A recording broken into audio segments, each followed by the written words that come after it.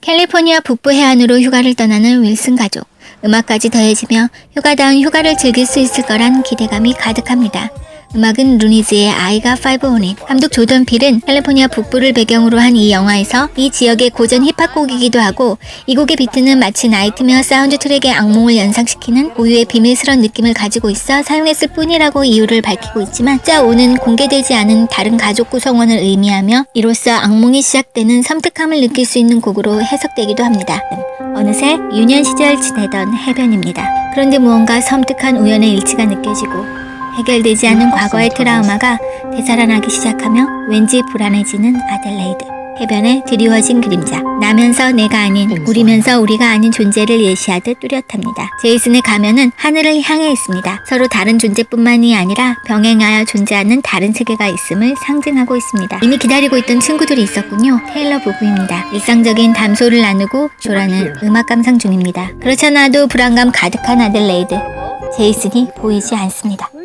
별이 그려진 원반 그리고 원, 병행하여 존재하는 다른 세계, 평행 우주의 세계관을 상징적으로 표현하고 있습니다. 저 멀리 보이는 허수아비 같은 형상. 다른 이들은 꼭 보이지 않는 듯 무관심하게 지나가지만 제이슨에겐 낯선 듯 낯설지 않은 모습이 서 있습니다. 멀리는 숲 표말에 써있는 너 자신을 찾아라. 이 영화의 주제와도 관련된 의미심장한 문장이 눈에 띕니다. 가까이 다가가 보기로 합니다.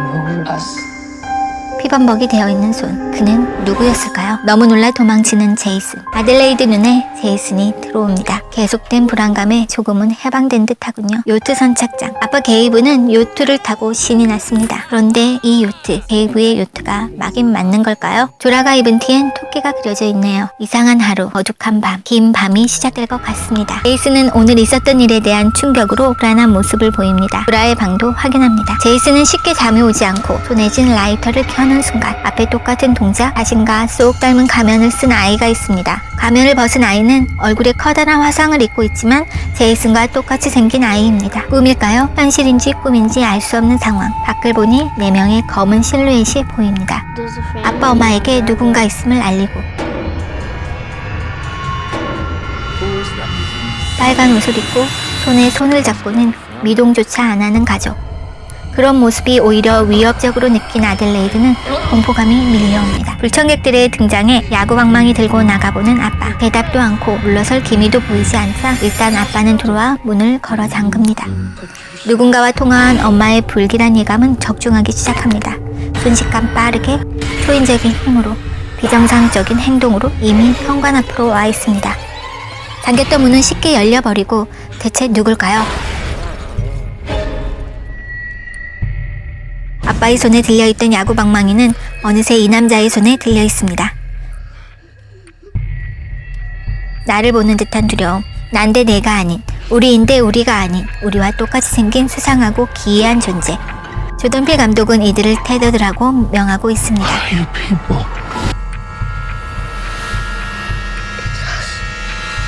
뼈저린 웃음을 내뿜으며 바위를 들고 서 있는 테더드 아들레이드. 엄마는 도망가라 외치며 막아봅니다. 도망가는 조라. 초자연적인 힘을 가진 도플갱어들의 습격이 시작되었습니다. 테일러 부부에게 도움을 청했던 걸까요? 도망이 아닌 듯 가볍게 찾아내버립니다. 똑같이 생긴 나와 싸워야 하는 상황. 최악의 두려움은 현실이 되었습니다. 곁에 있어야 할 제이슨이 보이지 않습니다. 제이슨과 함께 있는 같으면서도 다른 존재. 차량에 불을 지르고 가족을 지키고 나를 지킬 결판의 시간입니다. 어딘가 내려가 문을 여니 전체 벽을 메운 철창 속 부대. 복제동물 실험을 연상케 하는 장소. 나를 지키기 위해 나와 싸워야 하는 혼란과 공포. 준비되지 않은 극도의 두려움은 시작되었습니다.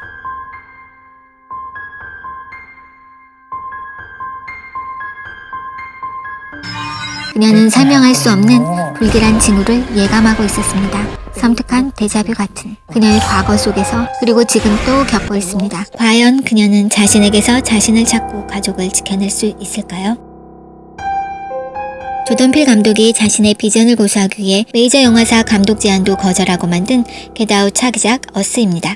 다른 사람에 대한 공포감, 밖에서 온 낯선 사람에 대한 두려움으로 시작된 영화는 무시무시하고 기이한 존재인 도플갱어들과의 섬뜩한 결판으로 예고편임에도 시선을 압도하기에 충분했습니다. 고전 공포 시리즈 트와일라이트 존 에피소드 1 밀러 이미지에서 영감을 받은 것으로 밝혀지기도 했는데요. 버스 정류장에서 우연히 도플갱어를 만나고 자신을 닮은 모습이 자신을 제거하고 자신을 대체하려는 계략을 가지고 평행우주에서 온 사악한 존재와 벌이는 에피소드를 담고 있습니다. 공항에서 똑같은 옷을 입고 똑같은 종류의 짐을 들고 있는 한 남자를 목격한 작가의 실제 사건을 바탕으로 하고 있더군요. 조던필 감독의 전작 겟아웃 역시 인종차별에 대한 사회적 비판의식이 짙게 깔려있는 작품이기에 이번 작품 역시 인종차별에 대한 이야기가 아닌가라는 예상을 하고 있지만 아프리카계 미국 흑인 가족이 중심이 된 공포영화는 이제껏 없었기 때문에 캐스팅만으로도 새로운 시도가 될 수 있음을 알리고 있습니다. 해변에서 처음으로 허수아비 형상과 이야기를 나눈 것도, 창문에서 다른 가족을 처음 발견한 것도 아들 제이슨입니다. 제이슨은 그 안에서 일어나는 모든 문제를 해결하는 열쇠뿐만이 아니라 이 이야기의 핵심이 될 거란 추측이 가능해집니다.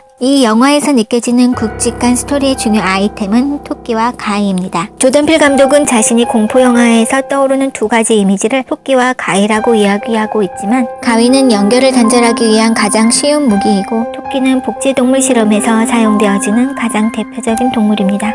우리에게 있어 우리 자신이 최악의 적이 될 수 있기에 우리의 이중성을 탐구하는 작품이라고 전하고 있습니다. 이상 봉인될 시간을 기대하며 마치겠습니다. 그럼